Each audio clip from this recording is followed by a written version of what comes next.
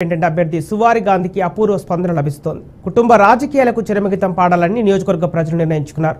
ఆత్మగౌరవంతో ముందుకు సాగాలని ఆకాంక్ష వ్యక్తం చేస్తున్నారు.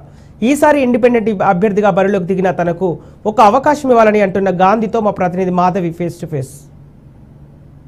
ప్రస్తుతానికి మనం శ్రీకాకుళం జిల్లా ఆంధ్రవలస నియోజకవర్గంలో ఉన్నాము. ఇక్కడ కుటుంబ రాజకీయాలకు చరమగీతం పాడాలి అంటూ కూడా ఇండిపెండెంట్ అభ్యర్థిగా సువారి గాంధీ గారు బరిలో దిగుతున్నారు. వారి ప్రచారంలో ఉన్నారు, దూసుకుపోతున్నారు. వారిని అడిగి మరిన్ని వివరాలు తెలుసుకుందాం.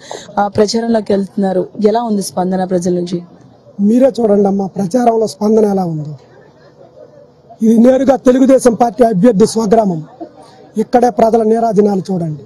ఈ నియోజకవర్గ ప్రజలు కుటుంబ రాజకీయాలను పక్కన పెట్టి ఒక్క అవకాశం ఇండిపెండెంట్ గా పోటీ చేస్తున్న సువారి గాంధీకి ఇవ్వాలని కృతనిశ్చయంతో ఉన్నారు కాబట్టి ఈ జన సందోహం.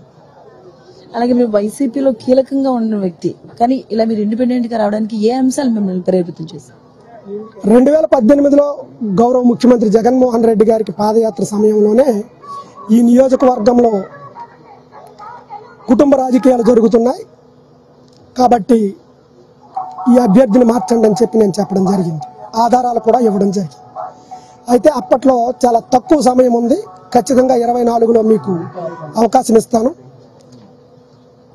ఇప్పటికిప్పుడు మార్చే అవకాశం సమయం తక్కువ వల్ల లేదు అని చెప్పి చెప్పడం జరిగింది.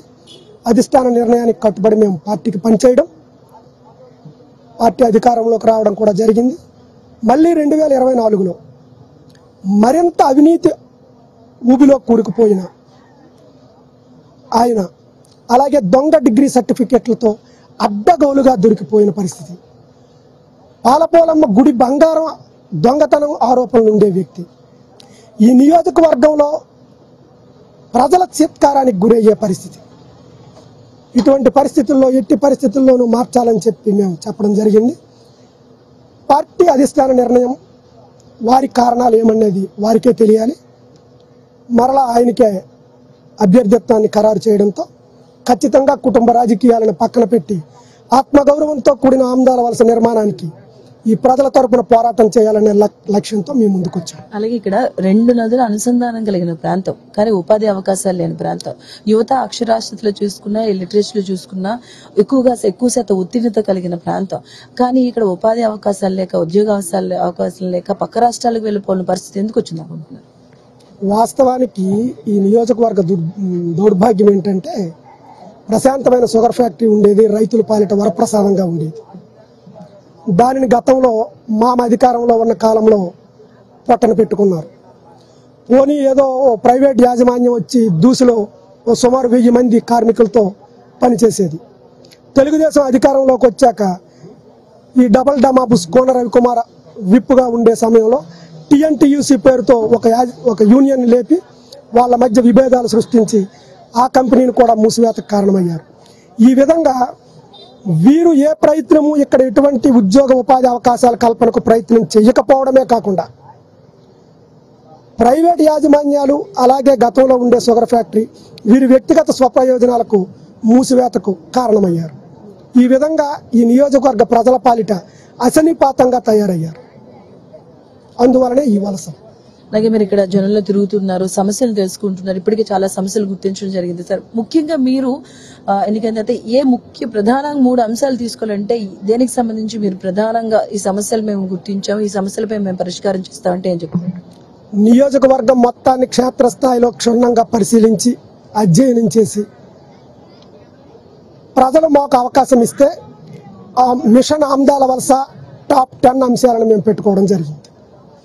1 ఆమ్దాల వలస శ్రీకాకుళం రోడ్, 2 మున్సిపాలిటీ అలాగే 4 మండలాల ప్రతి ఇంటికి తాగునీరు, రైతాంగానికి సాగునీరుకు సంబంధించి పొందూరులో గతంలో తెలుగుదేశం పార్టీ అధికారంలో ఉన్నప్పుడు వారి స్వప్రయోజనాలకు 13 కోట్ల ప్రజాధనాన్ని దుర్వినియోగం చేసి కట్టిన నెల రోజుల్లో కొట్టుకుపోయిన చెక్ డ్యామ్, అలాగే మడ్డు వలస ఫేజ్ 2 12,500 ఎకరాలు, ఆమదాల వలస మండలంలో కొత్తగడ్డ సుమారు 7,000 ఎకరాలు, బూర్జు మండలంలో ఓనిగడ్డ సుమారు 6,000 ఎకరాలు.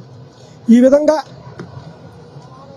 రైతాంగానికి ఈ సమస్యలను పరిష్కరించి సాగునీరు ఇవ్వాలని, మున్సిపాలిటీలో ట్రాఫిక్ను నియంత్రించి వ్యాపారులు ప్రశాంతంగా వ్యాపారం చేసుకోవడానికి గడిచిన 40 సంవత్సరాల నుంచి ఏదైతే రైల్వే స్టేషన్ రోడ్డు ఉందో దానికి ప్రత్యామ్నాయంగా లక్ష్ముడిపేట నుండి ఐజానాయుడు కాలనీ మీదుగా కృష్ణాపురం వరకు డబల్ లైన్ బైపాస్, అలాగే సెయింట్ యాన్ స్కూల్ నుంచి కృష్ణాపురం జంక్షన్ వరకు డబల్ లైన్ బైపాస్ రోడ్డు వేస్తే మున్సిపాలిటీలో ఉండే వర్తక వ్యాపారులు ప్రశాంతంగా వ్యాపారం చేసుకొని అదే సందర్భంలో ప్రయాణికులు ఎటువంటి ఇబ్బంది లేకుండా ప్రయాణం చేసుకునే పరిస్థితి. కేవలం 3-4 కోట్ల వ్యయంతోనే ఈ 2 రోడ్లు అయ్యే పరిస్థితి. కానీ మన దురదృష్టం, కనీస అవగాహన లేని వ్యక్తులు చరిత్ర అని చెప్పి 45 సంవత్సరాల చరిత్ర అనుకొని 11 సార్లు పోటీ అనుకొని మున్సిపాలిటీలో వ్యక్తిగత ప్రయోజనాల కోసం కనీసం ఎన్నికలు కూడా లేకుండా చేసిన పరిస్థితి. మా అజెండాలో ఆ అంశాన్ని కూడా పెట్టుకున్నాం. ఏదైతే అక్కడ న్యాయ సమస్య ఉందో ఉద్దేశపూర్వకంగా వార్డులను చట్ట వ్యతిరేకంగా విభజించి కావాలని ఎన్నికలు లేకుండా అడ్డుకుంటూ మున్సిపాలిటీ నిధులను దోచుకోవడానికి ప్రయత్నం జరిగిందో ఆ న్యాయ సమస్యలను అధిగమించడానికి మా ప్రయత్నం మేము చేస్తూ మున్సిపల్ ఎన్నికలు జరిపి అభివృద్ధి చేయడానికి కూడా సిద్ధంగా ఉన్నాం. అలాగే బూర్జా సరుబుజ్జిలి మండల కేంద్రాల్లో సైన్స్ గ్రూపులతో కూడిన డిగ్రీ కళాశాలలు ఏర్పాటు చేసి పేద విద్యార్థులు రవాణా సౌకర్యం కోసం ప్రత్యేక బస్సు సౌకర్యం ఏర్పాటు చేయాలని, దూసిలో మూసేసిన సందర్భంలో కాన్కాస్ట్ ఫ్యాక్టరీ నేటికి ఈ అల్లుడు మామలకు సిగ్గుండాలి. ఒక ఉద్యోగి 4 రోజులు కష్టపడి పనిచేస్తే హక్కుగా రావలసిన జీతం 800 మంది కార్మికుల జీతభత్యాల బకాయిలు నేటికి 20 కోట్లు ఉండిపోయింది. మేము చివరిలో ఆ అంశం మా దృష్టికి వస్తే వెంటనే గౌరవ ముఖ్యమంత్రి జగన్మోహన్ రెడ్డి గారి దృష్టికి తీసుకువెళ్ళాం, ప్రయత్నం చేశాం. అక్కడ ఎప్పుడైతే సమయానుకూలంగా పరిష్కారం దొరకట్లేదో వెంటనే ఆ ఉద్యోగుల ద్వారానే వారి ద్వారా పశ్చిమ బెంగాల్లో ఆ యాజమాన్యం పశ్చిమ బెంగాల్కి సంబంధించింది కాబట్టి పశ్చిమ బెంగాల్ ట్రిబ్యునల్ను కూడా ఆశ్రయించడం జరిగింది. కొద్ది రోజుల్లో ఆ సమస్యను కూడా పరిష్కరించాలనేది మా లక్ష్యంగా పెట్టుకున్నాం. అలాగే ఎవరైతే నిరుద్యోగులు ఉన్నారో ఈ నిరుద్యోగులకు వారిలో ఉండే స్కిల్స్ డెవలప్ చేయడానికి స్కిల్ డెవలప్మెంట్ సెంటర్లు పెట్టి ఖచ్చితంగా వారిలో నైపుణ్యాన్ని పెంపొందించే దిశగా కూడా మా ప్రయత్నం చేస్తాం. గ్రామాల్లో రోడ్లు లేని గ్రామాలు, ఉదాహరణకి ఇదే 11 సార్లు పోటీ చేసిన తమ్మినేని సీతారాం సొంత గ్రామం తొగరాంలో ఇసుకలపేట, దెబ్బలపేట మున్సిపాలిటీకి అనుసరించి శ్రీనివాచార్యులపేట పంచాయతీలో ఈసర్లపేట, అలాగే కట్యాచార్యులపేట పంచాయతీలో హనుమంతపురం, ఇటువంటి రోడ్లు లేని గ్రామాలకి మేము లిస్ట్ కూడా ప్రిపేర్ చేసుకున్నాం. రోడ్డు సౌకర్యం కల్పించడమే మా